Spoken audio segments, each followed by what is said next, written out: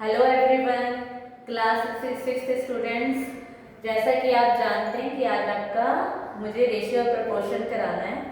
ठीक है, तो ये क्लास सिक्स की एमएल अग्रवाल बुक है जिसमें से मैं रेशियो प्रपोर्शन वाला चैप्टर आज आपको करा रही हूँ। ठीक है, तो आज हम स्टार्ट करते हैं।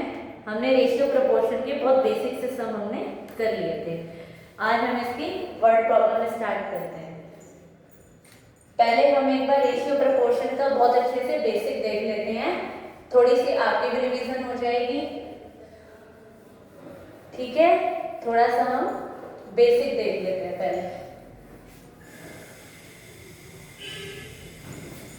देखिए, सबसे पहले रेशियो का मतलब क्या होता है हम ये देख लेते हैं। जैसे मान लीजिए 2:3। ठीक है, हम इन दोनों को डायरेक्ट 2:3 लिख देते हैं। तो इसका मतलब है कि टोटल कोई भी आइटम है या कोई भी सामान है तो उसके 5 शेयर है, 2 और 3। तो दोनों को मैंने प्लस किया, कितना हो गया 5। तो टोटल 5 शेयर है। ठीक है, जिसको हमने 2 शेयर और 3 शेयर में बांट दिया, जैसा कि मैं आपको बताती हूँ। ठीक है, अब मैंने क्या किया, ऐसे कर दिया।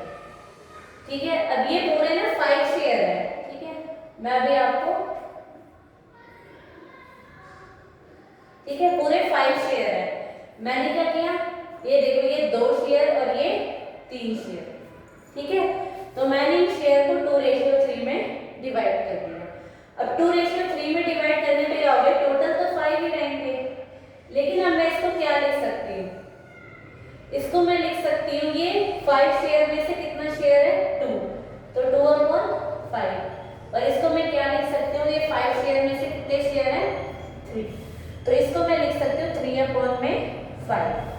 ठीक है, अब हम देखेंगे। अब मान लीजिए मैं आपको थोड़ा सा इसे सिंप्लीफाई और करते हैं। ठीक है, थोड़ा सा इसको और देखते हैं हम। अब मान लीजिए मैंने ये कहा कि टोटल हमारे पास 500 रुपीज। ठीक है, 500 रुपीज हैं और 2 लोग हैं। मैंने एक का नाम लिख दिया ए और दूसरे का नाम बी। तो मैंने ए और बी के बीच 500 रुपीज को डिस्ट्रीब्यूट कर दिया।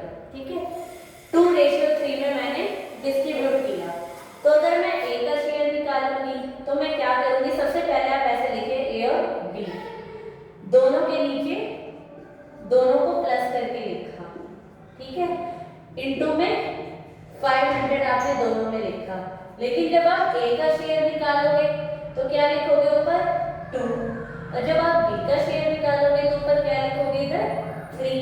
तो ये आपका कितना आ जाएगा 2/5 इनटू में 500 को मैंने 5 से डिवाइड किया 100 इनटू 2, तो कितना आ जाएगा 200। ठीक है, ऐसे मैंने इसको डिवाइड किया। ठीक है, 500 को, तो ये क्या हो गया 300। अब आप समझ पा रहे हैं ना, देखो मैंने 500 रुपीज को ए और बी में डिस्ट्रीब्यूट किया है। जब मैं ए में डिस्ट्रीब्यूट कर रही हूँ तो ए का क्या है 2 और बी का क्या है 3। तो आप अगर आप ये देखेंगे ये दोनों भी 2:3 में डिवाइड हो रहा है। आप देख लीजिए, आप इसको डिवाइड करके देखिए, 2 0 से 2 0 कैंसिल, तो 2/3। ये आपका क्या आ गया, आंसर आ गया। मैथ का यही होता है कि अगर आप कोई भी क्वेश्चन करें तो आपको आना चाहिए उसका आंसर से भी उस क्वेश्चन तक दोबारा पहुंचना। ठीक है, तो इसके अब हम एक क्वेश्चन देखते हैं। ठीक है, विच रेशियो इज ग्रेटर।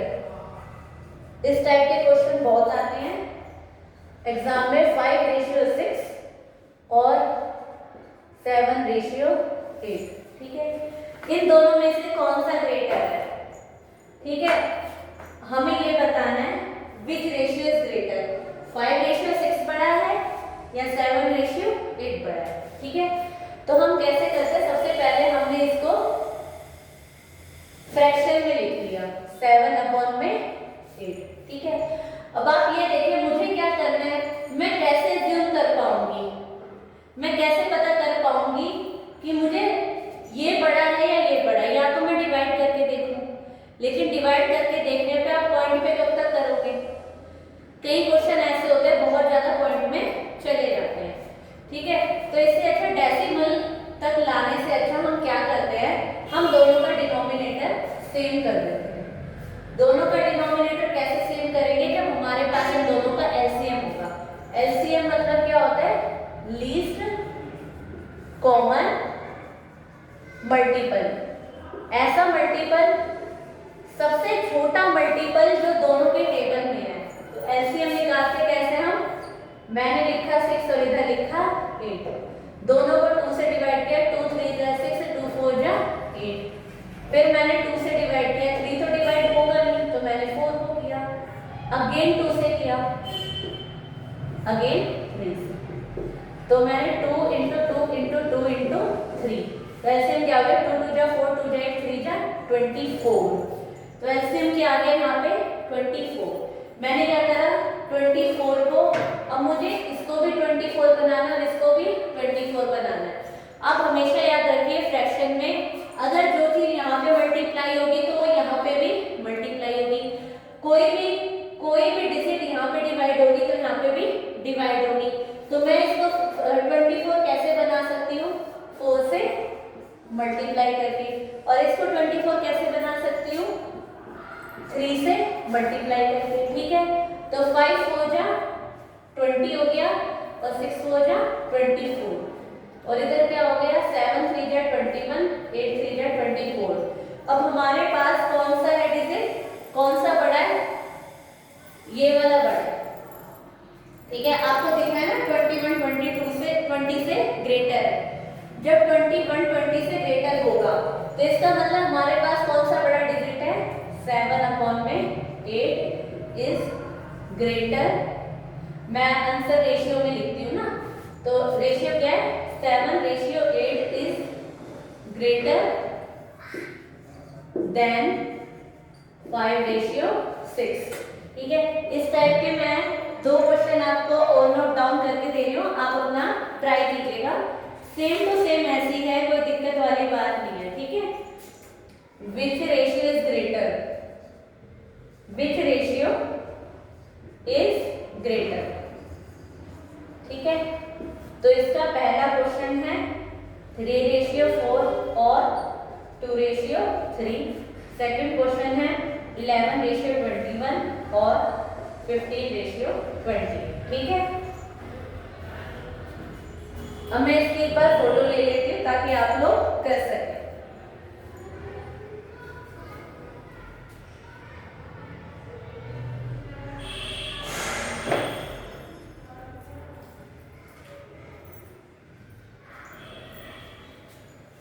अब हम बहुत सिंपल वर्ड प्रॉब्लम पे आते हैं, ठीक है।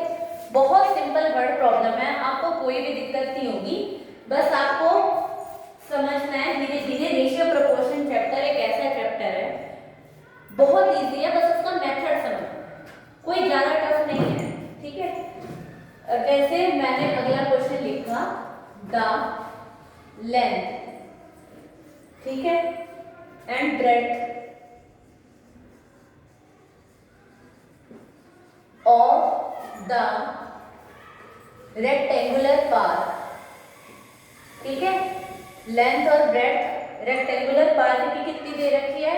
r 125 metre and 60 metre respectively, ठीक है। उसके बाद आगे what is the ratio of the length? What is the ratio of the length to the breadth of the path, ठीक है। ये आपका क्वेश्चन है। मैं क्षमा चाहती हूँ कि मेरे पास डिजिटल बोर्ड नहीं है और आपको बहुत ज़्यादा टाइम का मतलब एक वेट करना पड़ता है जब तक मैं क्वेश्चन उतारती हूँ, ठीक है। तो इसके लिए मैं बहुत ज़्यादा क्षमा चाहती हूँ आप सबसे, ठीक है। तो सबसे पहले आपको ये देखना है, देखिए क्वेश्चन को बहुत ध्यान से पढ़ना है। आपको क्या दिया है? लेंथ दिया है, ब्रेड्थ दिया। ठीक है, अब देखो जब लेंथ इन्होंने पहले लिखा है तो पहले वाला क्या होगा, लेंथ होगा। ब्रेड्थ बाद में लिखा है तो ये वाला क्या होगा, ब्रेड्थ होगा। ठीक है, वैसे मुझे डायग्राम बनाने की इसमें नीड नहीं है, लेकिन फिर भी चलो आपका पेरीमीटर एरिया में काम आएगा तो मैं आपको बता देती हूँ।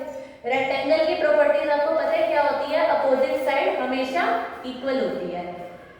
ठीक है, ये दोनों अपोजिट है इक्वल, ये दोनों अपोजिट है तो भी इक्वल।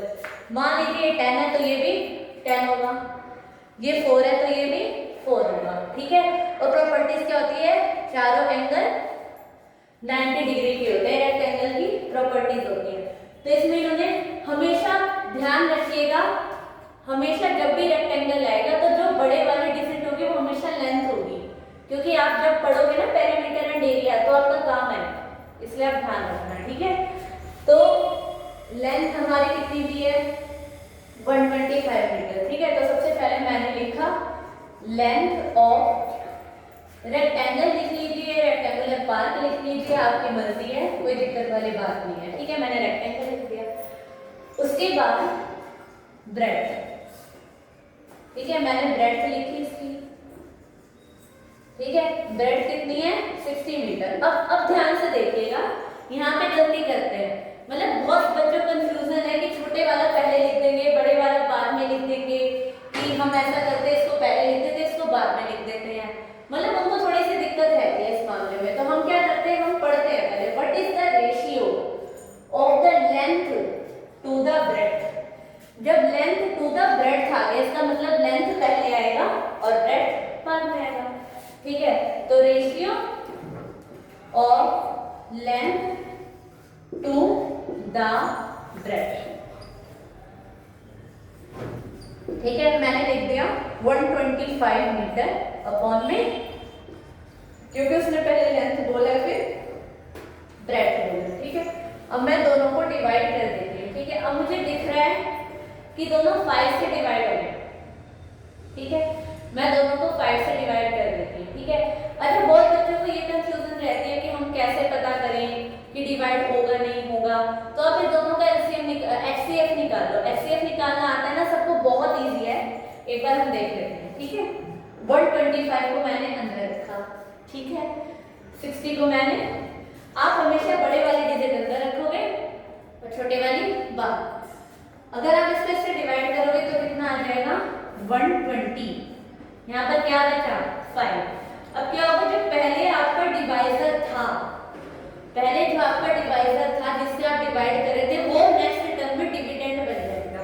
ठीक है, नेक्स्ट टर्म में क्या बन गया, डिविडेंड। जो पहले डिवाइजर था, दोबारा ध्यान दीजिए, जो पहले डिवाइजर था अब वो क्या बन जाएगा, डिविडेंड। और ये प्रोसेस हम जब तक करते रहेंगे जब तक ये वाली डिजिट इससे डिवाइड नहीं हो जाएगी।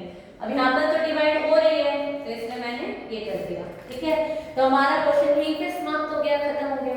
तो यहाँ पे क्या है, 5। इन दोनों का HCF क्या है, 5। बहुत सारे बच्चों को काटने में दिक्कत रहती है कि हम कैसे काटें, हमें समझ नहीं आता है, तो आप HCF निकाल के काटा करो। ठीक है, अब मैंने क्या किया, दोनों को 5 से डिवाइड कर दिया, तो 125 अपॉन में 5, 60 अपॉन में 5। तो मैंने डिवाइड किया, तो आप करके देख लेना, यही आपका आंसर आएगा। ठीक है, अब मैंने क्या करा, इन दोनों को रेशियो में लिख दिया। बहुत ही सिंपल सम था, कोई दिक्कत नहीं थी इसमें। ठीक है, आप कोशिश कीजिएगा खुद भी ट्राई करने की। ठीक है, अब हम नेक्स्ट क्वेश्चन देखते हैं।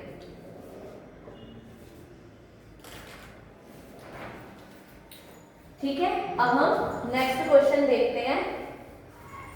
आई होप आप सबको समझ आया होगा। अगर किसी को कोई भी दिक्कत है कि हमें ये समझ नहीं आ रहा है, हमें ये दिक्कत आ रही है, ठीक है, या आपको कोई और चैप्टर भी आपको पढ़ना है, मैथ का बेसिक क्लियर करना है, तो आप मुझे सबसे आप कमेंट में लिख दीजिएगा यूट्यूब पे कि आप हमें ये चैप्टर करवा दीजिए।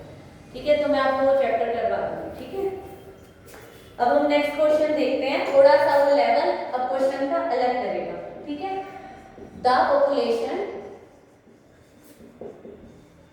Of a village, population village की कितनी दे रखी है, is 4800।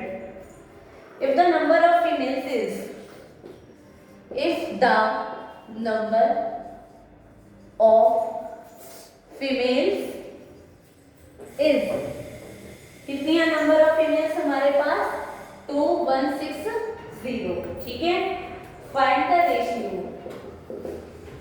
Find the ratio of males to that of females, ठीक है। देखिए अब उसने ना थोड़ा सा क्वेश्चन को घुमाना है। पहले उसने क्या किया, लास्ट क्वेश्चन में लेंथ और ब्रेड्थ निकाला, तो उसने लेंथ और ब्रेड्थ का हमने देख लिया। अब इस बार क्या करा उसने, हमें पॉपुलेशन दी है विलेज की, नंबर दिए हैं फीमेल्स के, और हमें रेशियो किनका निकालना है, मेल्स का फीमेल्स के साथ, ठीक है। अब आप मेल्स का फीमेल्स के साथ रेशियो कैसे निकालेंगे, हमें मेल्स के बारे में पता होना चाहिए। मेल्स हम कैसे निकालेंगे, टोटल पॉपुलेशन में से हम फीमेल्स को माइनस कर देंगे तो मेल्स हमारा निकल जाएगा, ठीक है। तो हम गए टोटल पॉपुलेशन कितनी है, ठीक है, 4800 है हमारी।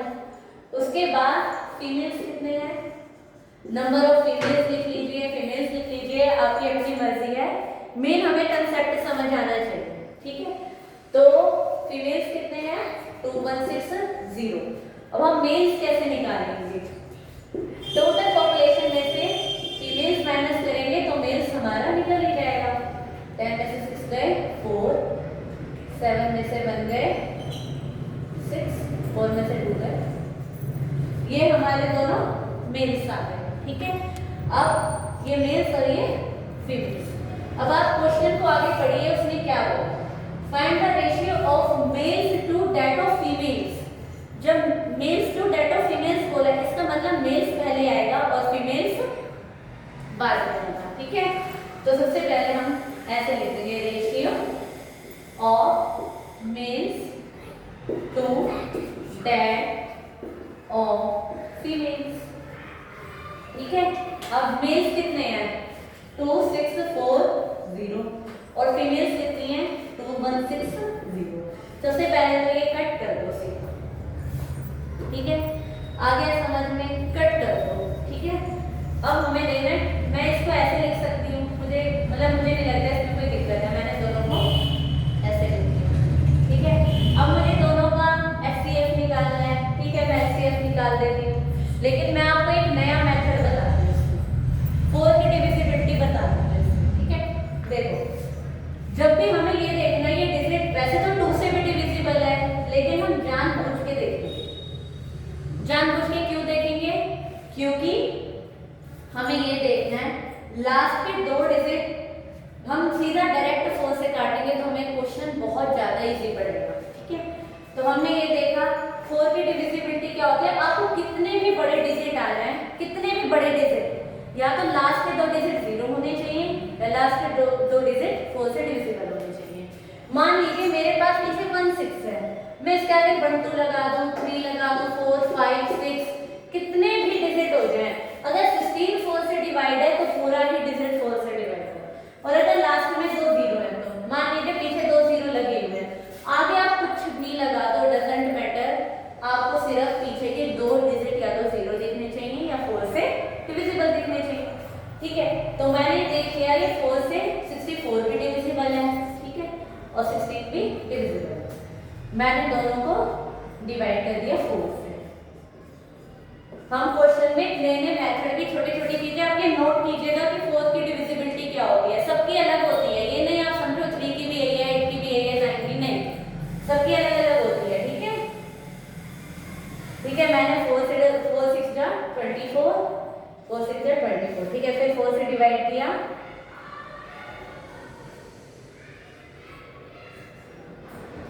अब देख लीजिए मैंने ठीक किया है नहीं किया, ठीक किया, ठीक है। 4 से डिवाइड करने पे यही आएगा 4 6 जा 24, और फिर इसको यहाँ से 2 बचा, 4 6 जा 24, ठीक है। उसके बाद मैंने 4 4 5 जा 20, और यहाँ पे एक बचा 16, 4 4 जा 16, ठीक है। अभी भी आप देख रहे हो कि किसी से तो कट रहा है, मुझे ऐसा लग रहा है कि ये 2 से भी कट रहा है और 3 से भी कट रहा है, ठीक है। तो इसका मतलब 6 से भी, देखो 6 की डिविजिबिलिटी क्या है? जो भी संख्या 2 से भी डिवाइड होगी और 3 से भी डिवाइड होगी, तो इसका मतलब वो 6 से भी डिवाइड होगी। ये 2 से भी डिवाइड हो रही है और 3 से भी, ये भी 2 से भी और 3 से, 6 से, तो हम 6 से डायरेक्ट कर देते हैं। ठीक है, 11/9 आ गया, तो हमारा आंसर हो गया 11:9। ठीक है, इसके बाद हम जितने भी हमारे आगे के क्वेश्चन रह गए हैं, थोड़े बहुत ही क्वेश्चन रह गए हैं, थोड़ा सा लेवल इंक्रीज होगा धीरे धीरे।